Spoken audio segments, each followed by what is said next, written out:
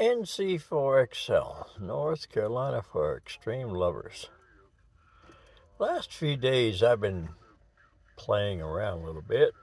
You'll do that as the longer you are involved in Parks on the Air.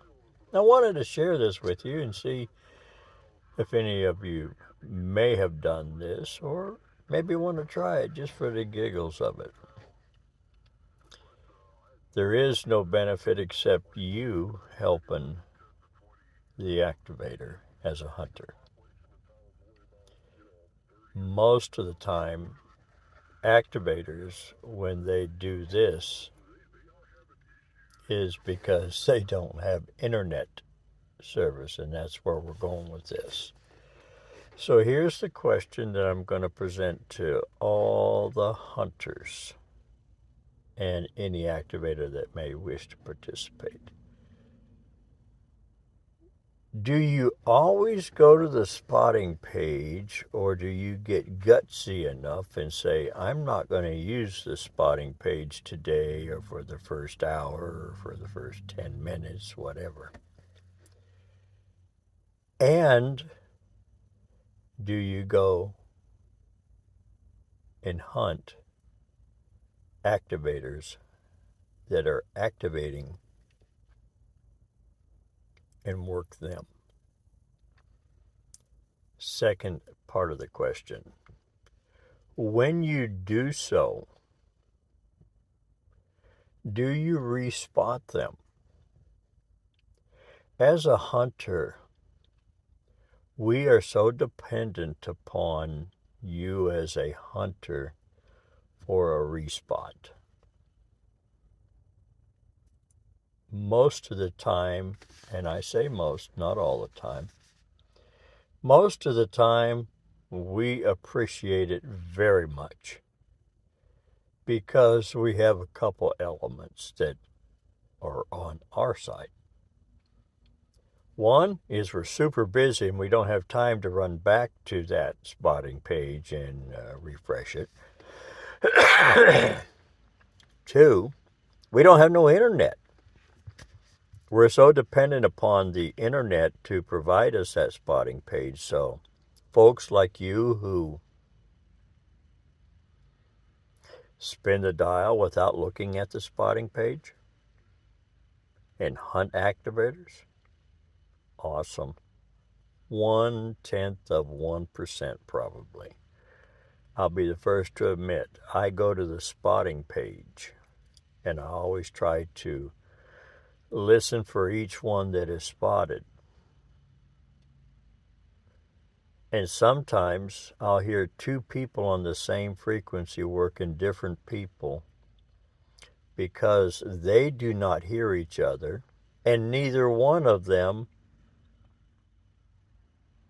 had the means of spotting, but somebody else took the liberty of spotting them.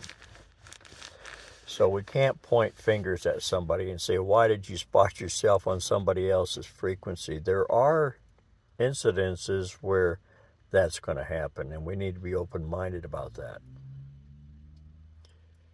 Again, hunters, do it for 5 minutes. Just whatever band you want to go on. Let's see what it's like. I think you'll enjoy it. I'd like to believe you'll have a little bit more appreciation for our development team and the spotting page and having the means of doing that. If you're an activator, you definitely appreciate any and every spot and respot. I've even, while in an activation, have been asked to spot somebody who is not in cell service, and it does make it difficult at times. That's where if there's any stations that are hunting here in this type of conversation would chime in so that another activator doesn't have to activate, or let me rephrase that, doesn't have to try to spot another activator while they're in their activation. So that's what the subject is about today. You hunters are so important. And if you've never been out to an activation and you've never been into a park where you don't have cell service, you won't understand what we're talking about. But if you have, you'll know what it's like. I appreciate you activators that are out there. One of my focuses is park to parks, and that's publicly known. I'm not hiding that. I love working activators. I wish more activators would take time to work other activators, because you never know when you're going to be number 10 to help somebody make their day. Here lately, we've seen a lot of folks that, with the band propagation the way it is, are struggling to get to that number 10 or 12 because they can't get spotted. They're in a place where there's no service. So help them out. NC4XL, North Carolina, for extreme lovers. I'm not. Just sticking my nose in, having fun until the Lord calls me home. 73s.